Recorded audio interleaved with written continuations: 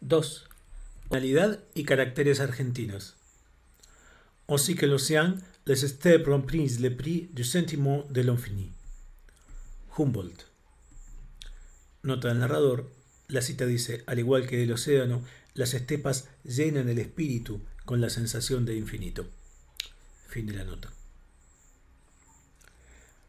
Si de las condiciones de la vida pastoril, tal como la ha constituido la colonización y la incuria, nacen graves dificultades para una organización política cualquiera y muchas más para el triunfo de la civilización europea, de sus instituciones y de la riqueza y libertad que son sus consecuencias, no puede por otra parte negarse que esta situación tiene su costado poético y fases dignas de la pluma del romancista.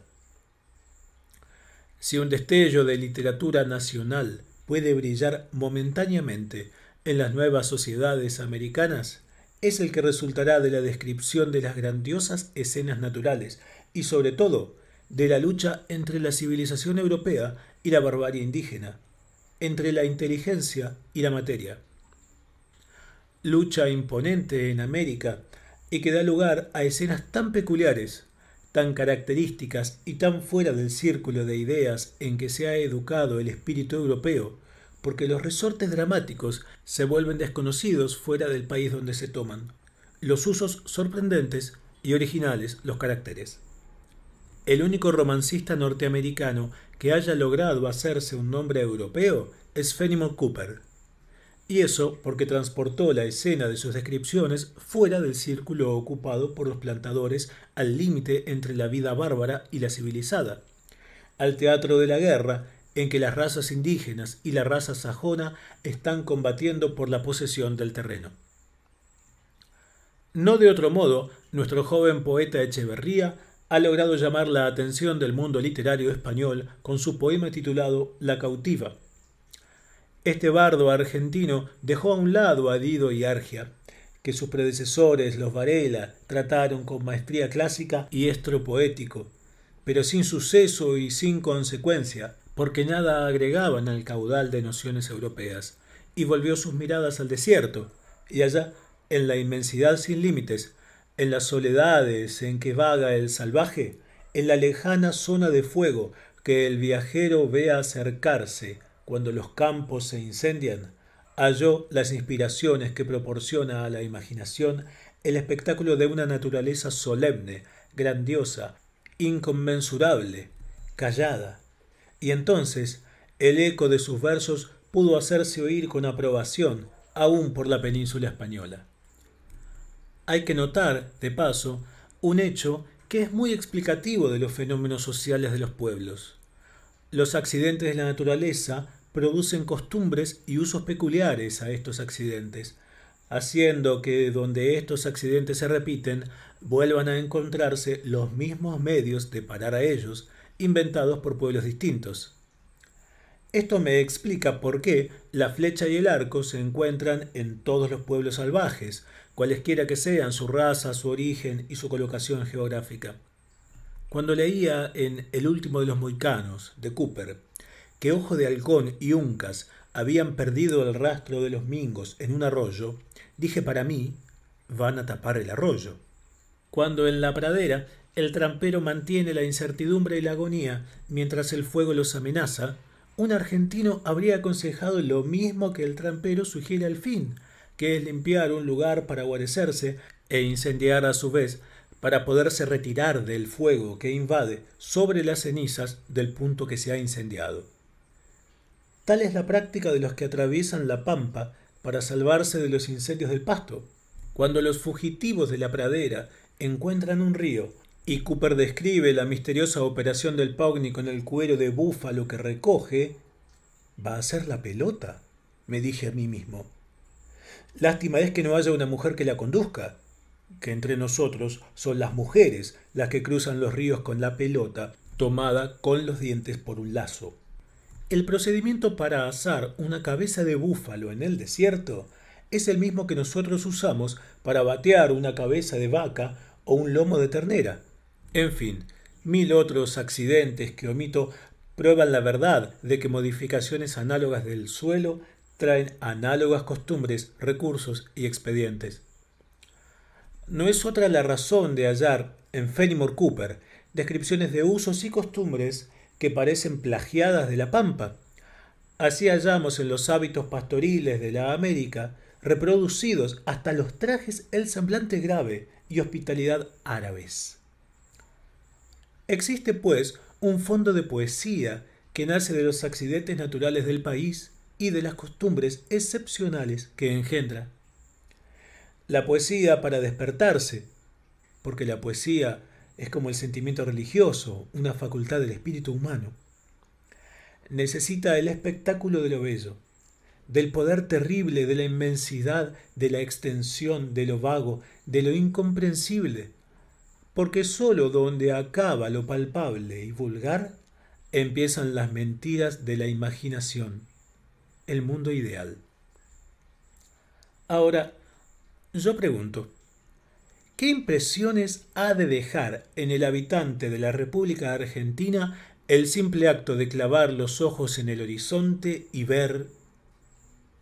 no ver nada?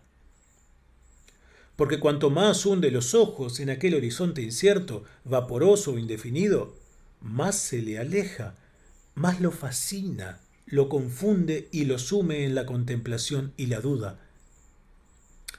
¿Dónde termina aquel mundo que quiere en vano penetrar? No lo sabe. ¿Qué hay más allá de lo que ve? La soledad, el peligro, el salvaje, la muerte. He aquí ya la poesía.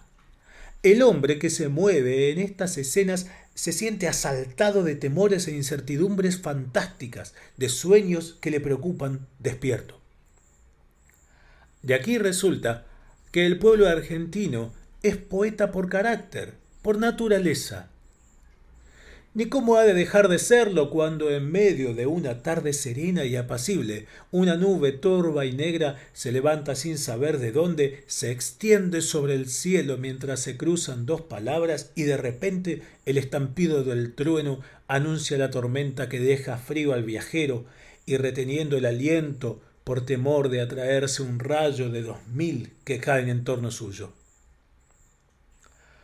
La oscuridad se sucede después a la luz. La muerte está por todas partes. Un poder terrible, incontrastable, le ha hecho en un momento reconcentrarse en sí mismo y sentir su nada en medio de aquella naturaleza irritada. Sentir a Dios, por decirlo de una vez, en la aterrante magnificencia de sus obras. ¿Qué más colores para la paleta de la fantasía? Masas de tinieblas que anublan el día, masas de luz lívida, temblorosa, que ilumina un instante las tinieblas y muestra la pampa a distancias infinitas, cruzándola vivamente el rayo. En fin, símbolo del poder.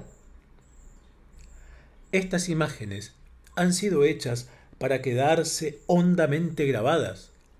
Así, cuando la tormenta pasa, el gaucho se queda triste, pensativo, serio, y la sucesión de luz y tinieblas se continúa en su imaginación del mismo modo que cuando miramos fijamente el sol nos queda por largo tiempo su disco en la retina.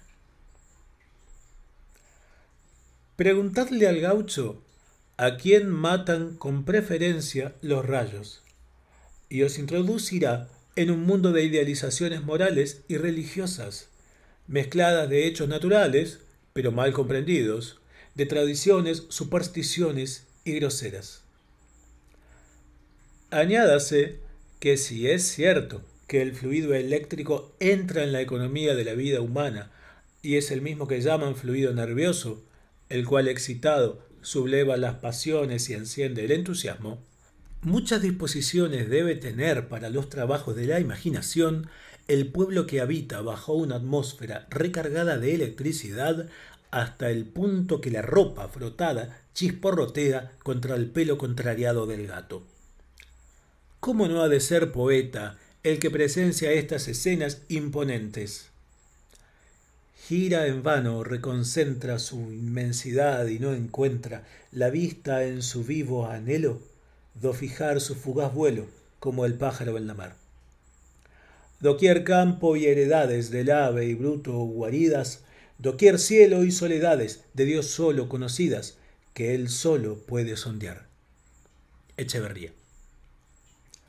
O el que tiene a la vista esta naturaleza engalanada. De las entrañas de América dos raudales se desatan, el Paraná faz de perlas y el Uruguay faz de nácar. Los dos entre bosques corren o entre floridas barrancas, como dos grandes espejos entre marcos de esmeraldas. Salúdanlos en su paso la melancolía pava, el picaflor y el jilguero y la torcaza. Como ante reyes se inclinan ante ellos ceibos y palmas, luego en el Guazú se encuentran y le arrojan flor del aire, aroma y flor de naranja. Y reuniendo sus aguas, mezclando nácar y perlas, se derraman en el Plata. Domínguez. Pero esta es la poesía culta, la poesía de la ciudad. Hay otra que hace oír sus ecos por los campos solitarios, la poesía popular, candorosa y desaliñada del gaucho. También nuestro pueblo es músico. Esta es una predisposición nacional que todos los vecinos le reconocen. Cuando en Chile se anuncia por la primera vez un argentino en una casa, lo invitan al piano en el acto o le pasan una vihuela, y si se excusa diciendo que no sabe pulsarla, lo extrañan y no le creen, porque siendo argentino, dicen, debe ser músico. Esta es una preocupación popular que acusa nuestros hábitos nacionales. En efecto, el joven culto de las ciudades toca el piano o la flauta, el violín o la guitarra. Los mestizos se dedican casi exclusivamente a la música y son muchos los hábiles compositores e instrumentistas que salen de entre ellos. En las noches de verano se oye sin cesar la guitarra en la puerta de las tiendas y tarde de la noche el sueño es dulcemente interrumpido por las serenatas y los conciertos ambulantes. El pueblo campesino tiene sus cantares propios. El triste, que predomina en los pueblos del norte, es un canto frigio, planidero, natural al hombre en el estado primitivo de barbarie, según Rousseau. La vidalita, canto popular con coros acompañados de la guitarra y un tamboril, a cuyos redobles se reúne la muchedumbre y va engrosando el cortejo y el estrépito de las voces. Este canto me parece heredado de los indígenas, porque lo he oído en una fiesta de indios en Copiapó, en celebración de la Candelaria. Y como canto religioso debe ser antiguo, y los indios chilenos no lo han de haber adoptado de los españoles argentinos. La vidalita es el metro popular en que se cantan los asuntos del día, las canciones guerreras. El gaucho compone el verso que canta, y lo populariza por la asociación que su canto exige.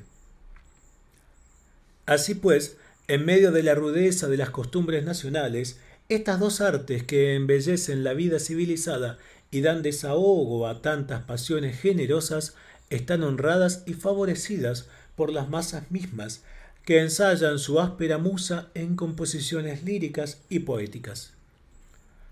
El joven Echeverría residió algunos meses en la campaña en 1840, y la fama de sus versos sobre la pampa le había precedido ya.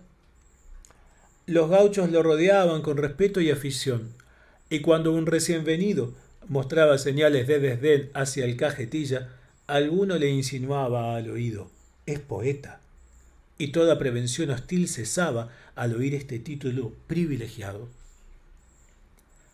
Sabido es, por otra parte, que la guitarra es el instrumento popular de los españoles y que es común en América. En Buenos Aires, sobre todo, está todavía muy vivo el tipo popular español, el majo. Descúbresele en el compadrito de la ciudad y en el gaucho de la campaña. El jaleo español vive en el cielito. Los dedos sirven de castañuelas. Todos los movimientos del compadrito revelan al majo. El movimiento de los hombros, los ademanes, la colocación del sombrero, hasta la manera de escupir por entre los dientes, todo es a un andaluz genuino. Del centro de estas costumbres y gustos generales se levantan especialidades notables, que un día embellecerán y darán un tinte original al drama y al romance nacional. Yo quiero solo notar aquí algunas que servirán a completar la idea de las costumbres para trazar enseguida el carácter, causas y efectos de la guerra civil. El rastreador.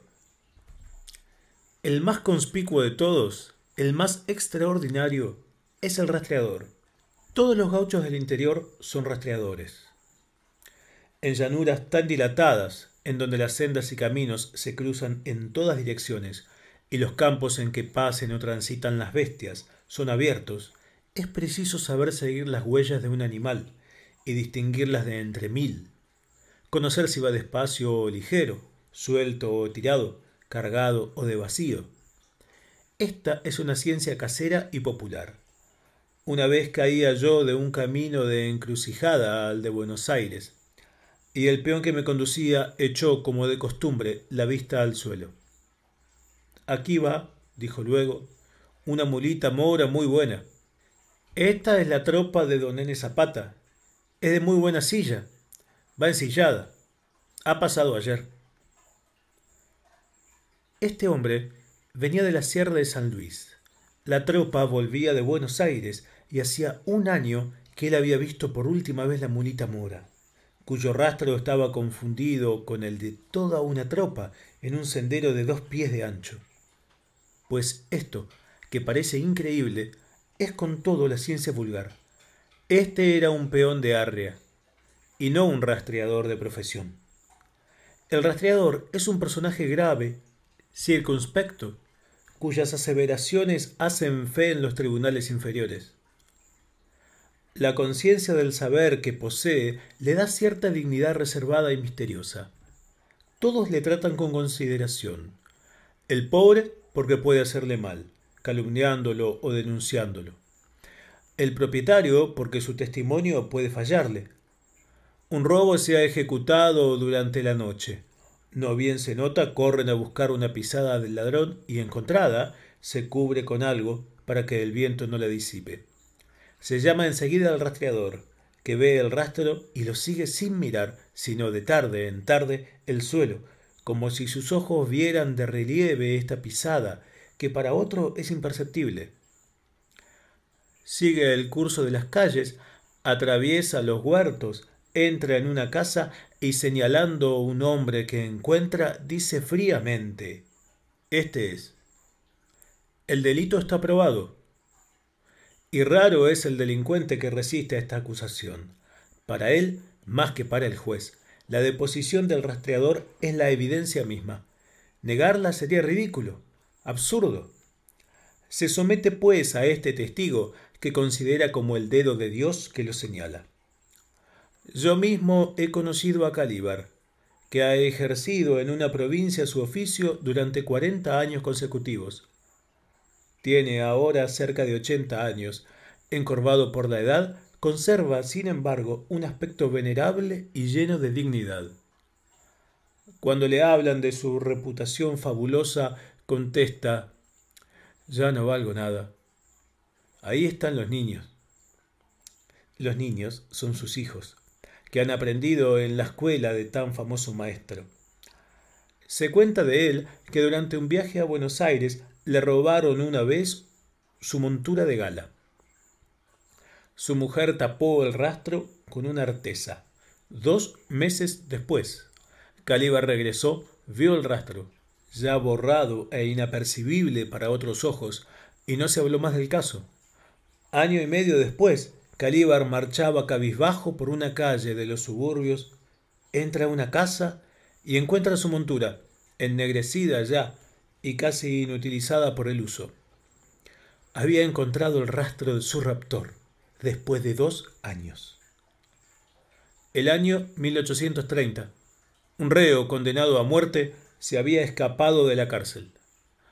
Calíbar fue encargado de buscarlo. El infeliz, previendo que sería rastreado, había tomado todas las precauciones que la imagen del cadalso le sugirió. precauciones inútiles. ¿Acaso solo sirvieron para perderle?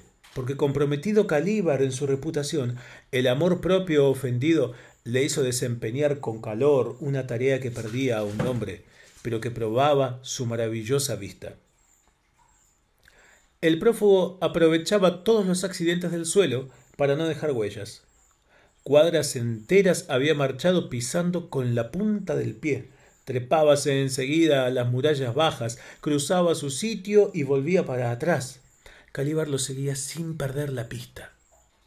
Si le sucedía momentáneamente extraviarse, al hallarla de nuevo exclamaba: ¿Dónde temías de ir? Al fin llegó a una acequia de agua en los suburbios cuya corriente había seguido a aquel para burlar al rastreador. Inútil. Calíbar iba por las orillas sin inquietud, sin vacilar. Al fin se detiene, examina unas yerbas y dice: por aquí ha salido. No hay rastro, pero estas gotas de agua en los pastos lo indican. Entra en una viña. Calíbar reconoció las tapias que la rodeaban y dijo: adentro está. La partida de soldados se cansó de buscar y volvió a dar cuenta de la inutilidad de las pesquisas. No ha salido, fue la breve respuesta que, sin moverse, sin proceder a nuevo examen, dio el rastreador. No había salido, en efecto, y al día siguiente fue ejecutado.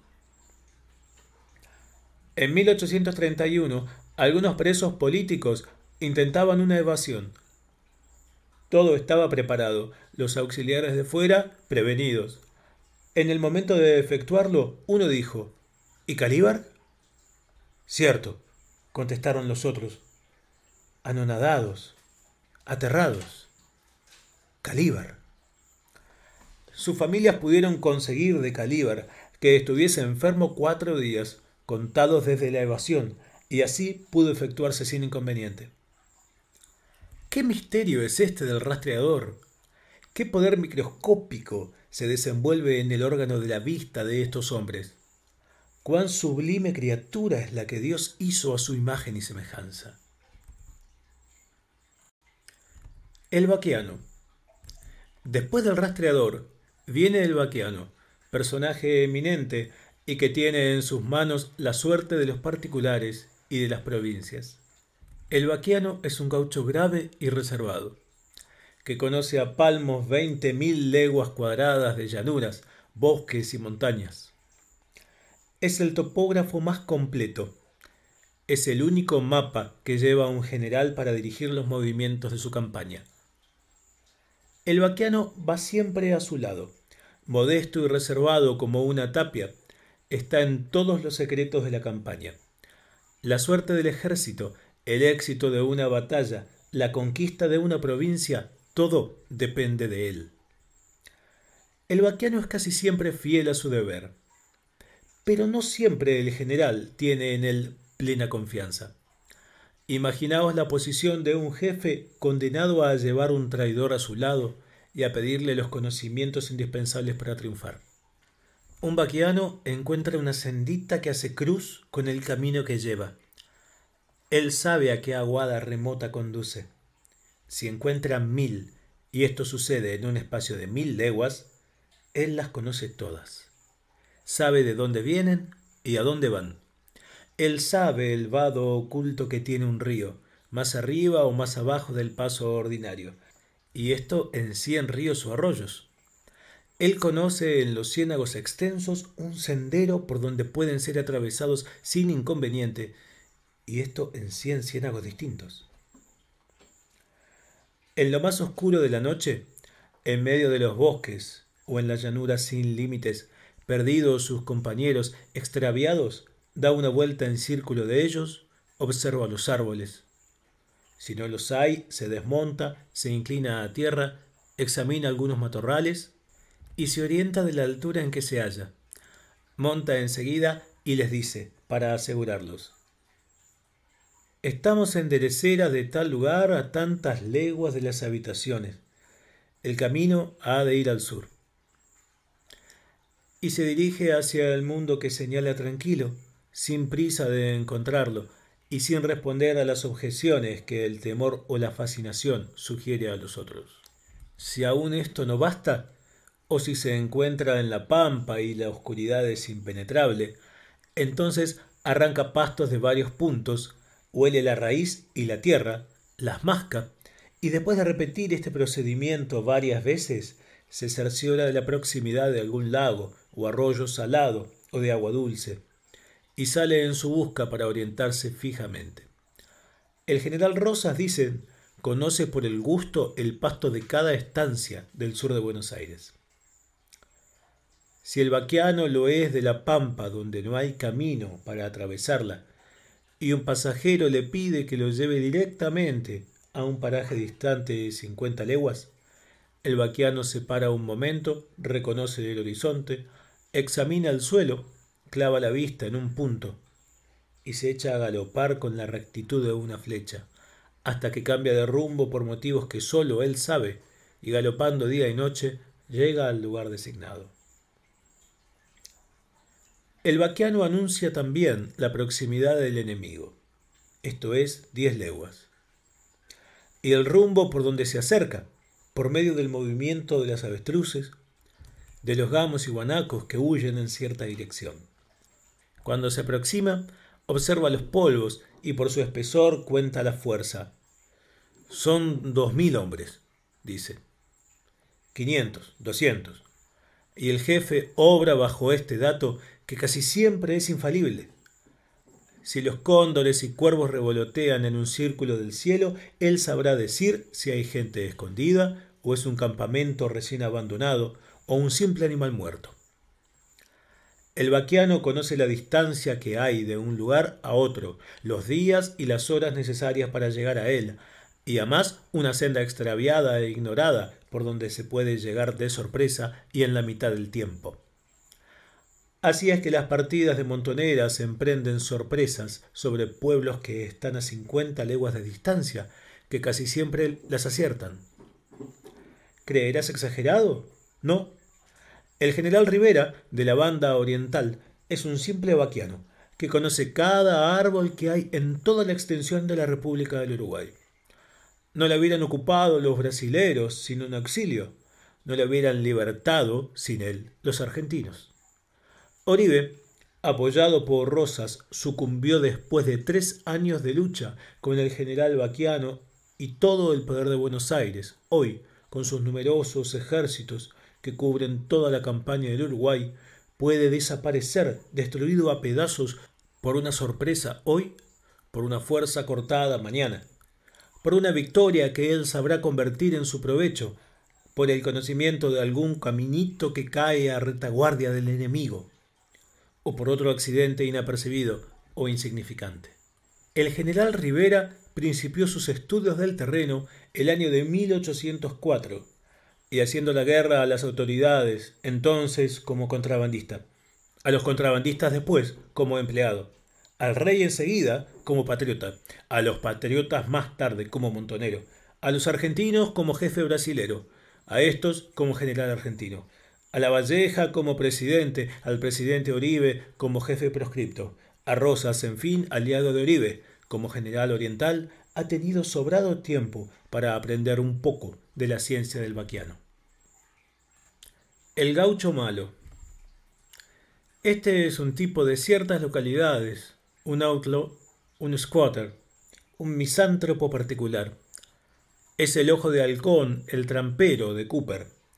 Con toda su ciencia del desierto, con toda su aversión a las poblaciones de los blancos, pero sin su moral natural y sin sus conexiones con los salvajes. Llámanle el gaucho malo, sin que este epíteto lo desfavorezca del todo. La justicia lo persigue desde muchos años. Su nombre es temido, pronunciado en voz baja, pero sin odio y casi con respeto. Es un personaje misterioso. Mora en la pampa, son su albergue los mardales, vive de perdices y mulitas. Si alguna vez quiere regalarse con una lengua, enlaza a una vaca, la voltea solo, la mata, saca su bocado predilecto y abandona lo demás a las aves mortecinas. De repente se presenta el gaucho malo en un pago de donde la partida acaba de salir. Conversa pacíficamente con los buenos gauchos que lo rodean y lo admiran. Se provee de los vicios y si divisa la partida, monta tranquilamente en su caballo y lo apunta hacia el desierto, sin prisa, sin aparato, desdeñando volver la cabeza. La partida rara vez lo sigue. Mataría inútilmente sus caballos, porque el que monta el gaucho malo es un parejero pangaré, tan célebre como su amo. Si él acaso lo echa alguna vez de improviso entre las garras de la justicia, acomete a lo más espeso de la partida y a merced de 4 tajadas que con su cuchillo ha abierto en la cara o en el cuerpo de los soldados, se hace paso por entre ellos y tendiéndose sobre el lomo del caballo para sustraerse a la acción de las balas que lo persiguen, endilga hacia el desierto, hasta que poniendo espacio conveniente entre él y sus perseguidores, refrena su trotón y marcha tranquilamente. Los poetas de los alrededores agregan esta nueva hazaña a la biografía del héroe del desierto, y su nombradía vuela por toda la vasta campaña. A veces se presenta a la puerta de un baile campestre con una muchacha que ha robado. Entra en baile con su pareja, confúndese en las mudanzas del cielito y desaparece sin que nadie se aperciba de ello. Otro día se presenta en la casa de la familia ofendida, hace descender de la grupa a la niña que ha seducido y desdeñando las maldiciones de los padres que le siguen, se encamina tranquilo a su morada sin límites. Este hombre, divorciado con la sociedad, proscripto por las leyes, este salvaje de color blanco, no es en el fondo un ser más depravado que los que habitan las poblaciones. El osado prófugo que acomete una partida entera es inofensivo para los viajeros. El gaucho malo no es un bandido, no es un salteador. El ataque a la vida no entra en su idea. Como el robo no entraba en la idea del churriador, roba, es cierto, pero esta es su profesión, su tráfico, su ciencia. Roba caballos. Una vez viene al real de una tropa del interior, el patrón propone comprarle un caballo de tal pelo extraordinario, de tal figura, de tales prendas, con una estrella blanca en la paleta. El gaucho se recoge, medita un momento y después de un rato de silencio contesta: ¿No hay actualmente caballo así? ¿Qué ha estado pensando el gaucho? En aquel momento ha recorrido en su mente 1000 estancias de la pampa. Ha visto y ha examinado todos los caballos que hay en la provincia, con sus marcas, color, señales particulares, y convencídose de que no hay ninguno que tenga una estrella en la paleta. Unos la tienen en la frente, otros una mancha blanca en el anca. ¿Es sorprendente esta memoria? No. Napoleón conocía por sus nombres 200.000 soldados y recordaba al verlos todos los hechos que a cada uno de ellos se referían. Si no se le pide, pues, lo imposible, en día señalado, con un punto dado del camino, entregará un caballo tal como se le pide, sin que el anticiparle el dinero sea motivo de faltar a la cita. Tiene sobre este punto el honor de los tahúres sobre las deudas. Viaja entonces a la campaña de Córdoba, a Santa Fe. Entonces se le ve cruzar la pampa con una tropilla de caballos por delante. Si alguno lo encuentra, sigue su camino sin acercársele, a menos que él lo solicite. El cantor. Aquí tenéis la idealización de aquella vida de revueltas, de civilización, de barbarie y de peligros. El gaucho cantor es el mismo bardo, el vate, el trovador de la Edad Media, que se mueve en la misma escena, entre las luchas de las ciudades y del feudalismo de los campos, entre la vida que se va y la vida que se acerca. El cantor anda de pago en pago, de tapera en galpón, cantando sus héroes de la pampa, perseguidos por la justicia, los llantos de la viuda a quien los indios robaron sus hijos en un malón reciente, la derrota y la muerte del valiente Rauch, la catástrofe de Facundo Quiroga y la suerte que cupo a Santos Pérez. El cantor está haciendo candorosamente el mismo trabajo de crónica, costumbres, historia, biografía que el bardo de la Edad Media, y sus versos serían recogidos más tarde como los documentos y datos en que habría de apoyarse el historiador futuro si a su lado no estuviera otra sociedad culta con superior inteligencia de los acontecimientos que la que el infeliz despliega en sus rapsodias ingenuas. En la República Argentina se ven a un tiempo dos civilizaciones distintas en un mismo suelo. Una naciente, que sin conocimiento de lo que tiene sobre su cabeza está remedando los esfuerzos ingenuos y populares de la Edad Media. Otra, que sin cuidarse de lo que tiene a sus pies, intenta realizar los últimos resultados de la civilización europea. El siglo XIX y el siglo XII viven juntos, el uno dentro de las ciudades, el otro en las campañas. El cantor no tiene residencia fija. Su morada está donde la noche lo sorprende, su fortuna en sus versos y en su voz. Donde quiera que el cielito enreda sus parejas sin taza, donde quiera que se apura una copa de vino, el cantor tiene su lugar preferente, su parte escogida en el festín. El gaucho argentino no bebe si la música y los versos no lo excitan. Nota del autor. No es fuera de propósito recordar aquí las semejanzas notables que representan los argentinos con los árabes.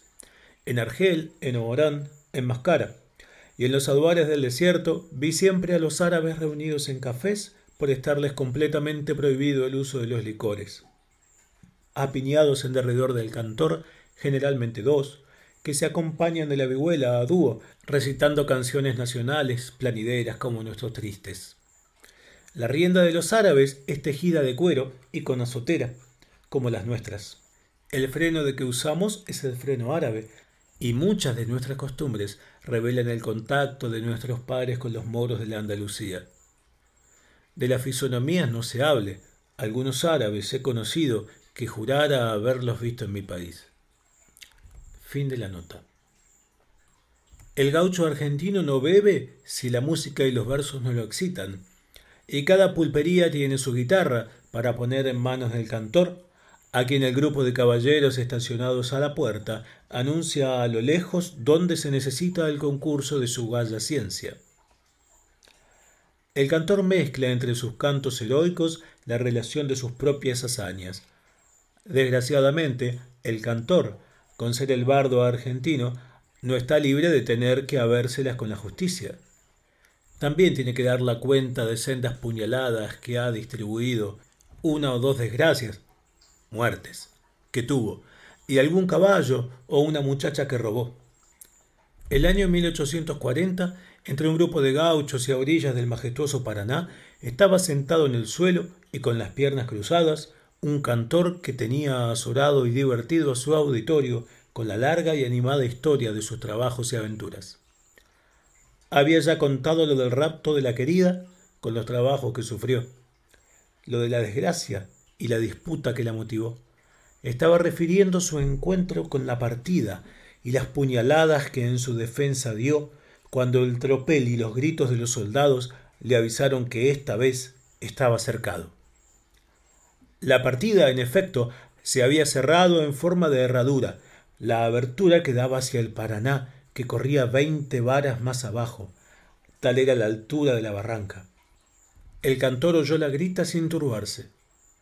Viósele de improviso sobre el caballo, y echando una mirada escudriñadora sobre el círculo de soldados con las tercerolas preparadas, vuelve el caballo hacia la barranca, le pone el poncho en los ojos y clávale las espuelas.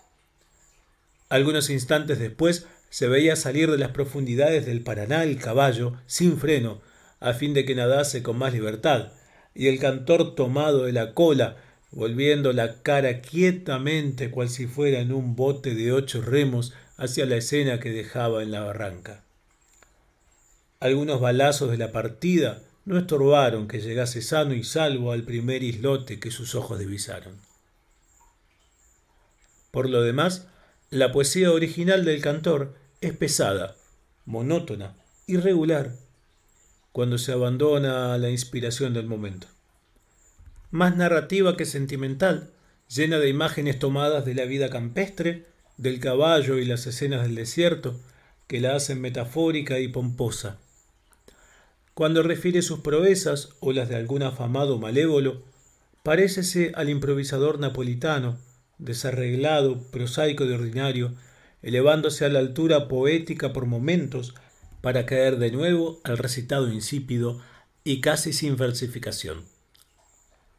Fuera de esto, el cantor posee su repertorio de poesías populares, quintillas, décimas y octavas, diversos géneros de versos octosílabos. Entre estas hay muchas composiciones de mérito y que descubren inspiración y sentimiento. Aún podría añadir a estos tipos originales muchos otros igualmente curiosos e igualmente locales, si tuviesen, como los anteriores, la peculiaridad de revelar las costumbres nacionales, sin lo cual es imposible comprender nuestros personajes políticos, ni el carácter primordial y americano de la sangrienta lucha que despedaza a la República Argentina. Andando esta historia, el lector va a descubrir por sí solo dónde se encuentra el rastreador, el vaquiano, el gaucho malo o el cantor. Verá en los caudillos cuyos nombres han traspasado las fronteras argentinas, y aun en aquellos que llenan el mundo con el horror de su nombre, el reflejo vivo de la situación interior del país, sus costumbres y su organización.